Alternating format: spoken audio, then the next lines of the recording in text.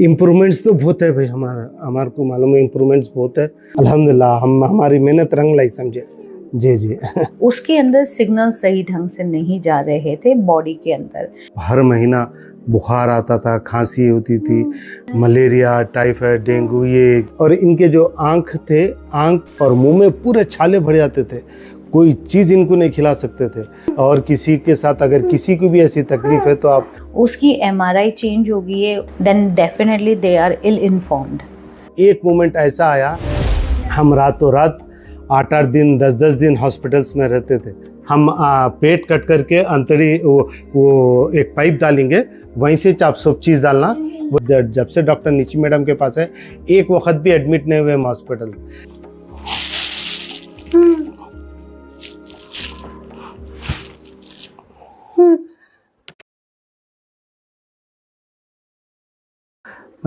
मेरा नाम मोहम्मद गौस है और मैं हैदराबाद सिटी तेलंगाना स्टेट से हूँ। ये मेरी बेटी अना आयशा है, 23 इयर्स की है जी। हम लास्ट विज़िट, हमारा ये सेकेंड विज़िट है। हम इससे पहले जब विज़िट में आए थे, जब आयशा को हर महीना बुखार आता था, खांसी होती थी और मलेरिया, टाइफाइड, डेंगू, ये एकदम नॉर्मल हर चीज़ होता। हम कैसा भी महीने में एक से दो वक्त हॉस्पिटल में एडमिट रहते थे, 8-8 दिन 10-10 दिन रहते थे। खांसी जल्दी नहीं जाती थी और बुखार 8-8 10-10 दिन रहता था और प्लेटलेट्स इनके जल्दी गिर जाते थे जी। न्यूबिलाइज़र तो डेली, न्यूबिलाइज़र जो देते खांसी के वजह से, वो डेली होता था। मेरे घर वाले देखे वीडियोस यूट्यूब से वगैरह देख के फिर हम डॉक्टर निशी मैडम को कांटेक्ट करे। तो जब हम फर्स्ट टाइम यहाँ पे आए थे तो डॉक्टर निशी मैडम का 1 दिन का पूरा ट्रीटमेंट हुआ। उसके बाद हम करीब 1 साल पहले आए थे। उसके बाद कभी हम हॉस्पिटल में एडमिट नहीं हुए, कभी बुखार इनको ज़्यादा नहीं आया, खांसी नहीं, और बलगम जो अटकता था बलगम नहीं होता था, वॉमिटिंग्स जल्दी नहीं रुकते थे, हॉस्पिटल में एडमिट करना पड़ता था। हॉस्पिटल्स का पूरा ख़त्म हो गया हमारे को। हम first Nishi madam first visit के बाद ये पूरे चीज़ें ख़त्म हो गए और बलगम भी बहुत बढ़ जाता था। अब बलगम खुद ब खुद निकल जा रहा, थूक दे रहे, खांसी नहीं हो रही। कभी कभी खांसी हुई तो एक ही टाइम के उसमें खांसी कम हो जा रही, एक ही टाइम के। और इनके जो आँख थे, आँख पूरे इधर उधर थे, वो आँख भी सीधे हो गए और लेफ्ट आइज थोड़ी सी वो हो जाती थी इनको, अब वो भी ठीक हो गई। और एक सबसे बड़ी चीज़, ना इनको बुखार आ रहा, ना वॉमिटिंग्स हो रहे, ना खांसी हो रही। और रात भर हल्लक पक जाता था, हल्लक पक के इनको सांस लेने में मुश्किल होता था, बहुत मुश्किल होता था। फिर इसके वजह से एंटीबायोटिक्स डालो, हॉस्पिटल में शरीक करो, बहुत प्रॉब्लम। और मुंह में पूरे छाले भर जाते थे, कोई चीज़ इनको नहीं खिला सकते थे। अब मुंह में छाले नहीं हो रहे।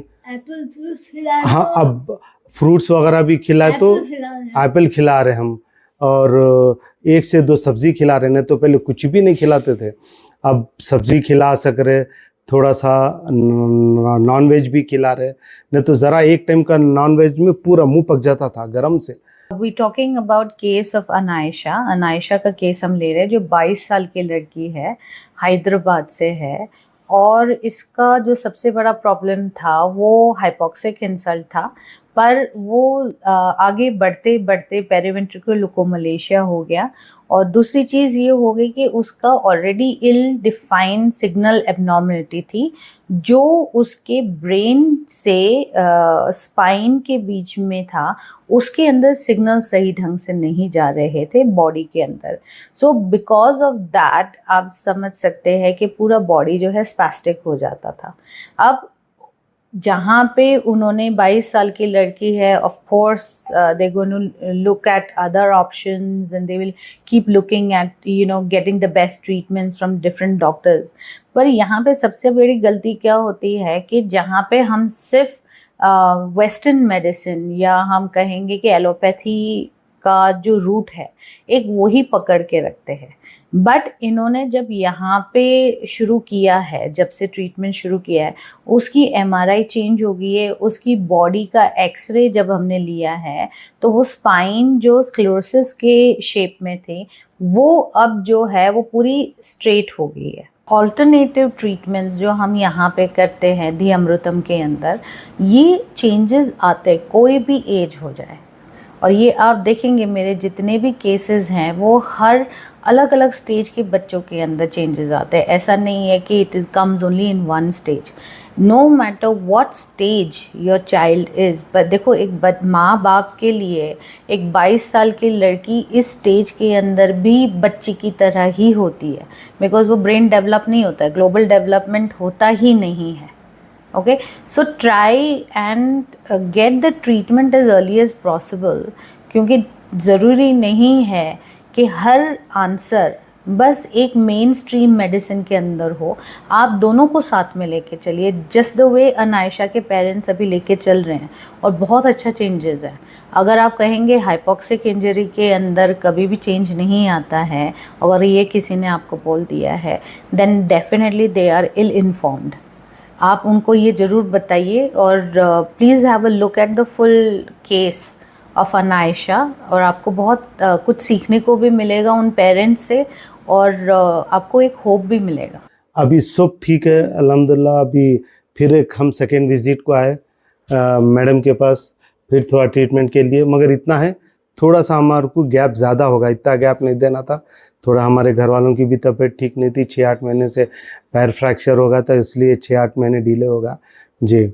मगर यहाँ पे देखिए मेरे मैं हिसाब से बता रहा हूँ, मेरे बच्ची के जो तकलीफ़ा पहले थे अब अच्छे हुए, मैं मेरे दिल से बोल रहा हूँ। और किसी के साथ अगर किसी को भी ऐसी तकलीफ़ है तो आप डॉक्टर निशी मैडम के पास आ सकते, ये बहुत भरोसे का है। एक मोमेंट ऐसा आया, डॉक्टर मेरे को हैदराबाद के एक मशहूर हॉस्पिटल के डॉक्टर बोले इनको वेंटिलेटर पे डालना पड़ता, वेंटिलेटर की ज़रूरत पड़ती, बच्चे को वेंटिलेटर में जाने वाली है। कब क्या होता है कि रातों रात हम रातों रात 8-8 दिन 10-10 दिन हॉस्पिटल्स में रहते थे। और एक डॉक्टर तो ये बोले थे, बेड पे है, मैं आज भी गवाह हूँ, ये इनको मुंह से खाना नहीं डाल सकते, हम पेट कट करके अंतड़ी वो एक पाइप डालेंगे, वहीं से आप सब चीज़ डालना बोल के लेके चले जा रहे थे। ये फसली पूरी ये जो है ना स्ट्रेट था ऐसा, तो पूरे अंदर के लंग्स पूरे जाम हो गए थे। खांसी आई तो रुकती नहीं थी, खांसी बलगम निकलता नहीं था, खांस के बच्चे को ऐसा सारा दिन खांसी से बच्चे। मगर अब अल्हम्दुलिल्लाह जब से हम डॉक्टर निशी मैडम के पास आए तो खांसी तो भूल गए, खांसी भूल गए, बलगम क्या है भूल गए, बुखार क्या है भूल गए, और मुंह में छाले कभी ऐसा होते, और हल्लक पकना ख़त्म हो गया। हर चीज़ कुछ भी हुआ तो एक टाइम के उसमें कम आता। सर्दी तो इतनी होती थी 8-8 दिन तक नहीं आती थी। इंटरनल पूरा सही कर दिया जी, इंटरनल का तो बहुत हमारे को फ़ायदा हुआ, और बॉडी भी मैक्सिमम लूज भी पूरा, नहीं तो स्टिफनेस पूरा भरे हुआ था, मुट्ठी पूरा ऐसा यूँ टाइट करके यूँ बंद कर लेते थे। अब देखिए मुट्ठी खोल रहे, देखिए आप ऐसा पूरा खोल रहे, और जैसा बोले ऐसा हाथ उठा रहे।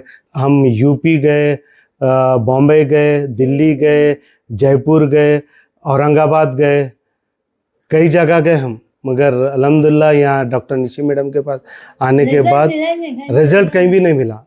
मगर यहाँ पे अल्हम्दुलिल्लाह जब से डॉक्टर निशी मैडम का फर्स्ट विजिट के बाद काफ़ी फ़ायदा हुआ, और हम आते रहेंगे तो फॉलो होके बच्चे इंशाल्लाह और काफ़ी ठीक होंगी जी।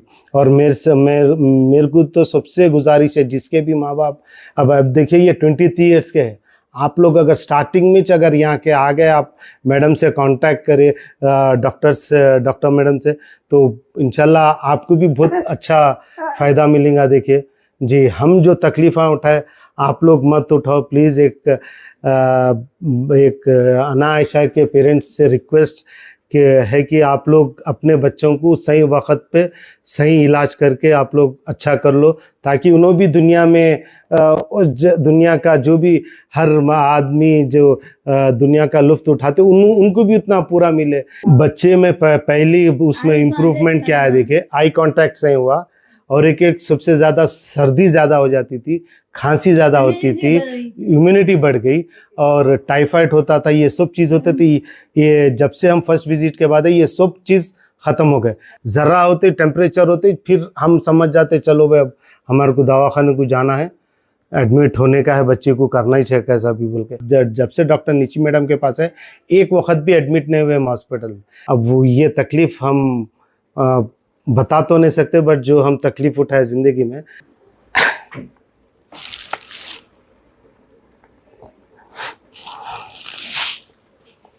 इम्प्रूवमेंट्स तो बहुत है भाई, हमारे को मालूम है इम्प्रूवमेंट्स बहुत है, और हर चीज़ का इम्प्रूवमेंट है, ऐसा नहीं एक आध चीज़ नहीं, हर चीज़ से इम्प्रूवमेंट, हर चीज़ से इम्प्रूवमेंट है। अल्हम्दुलिल्लाह हम हमारी मेहनत रंग लाई समझे।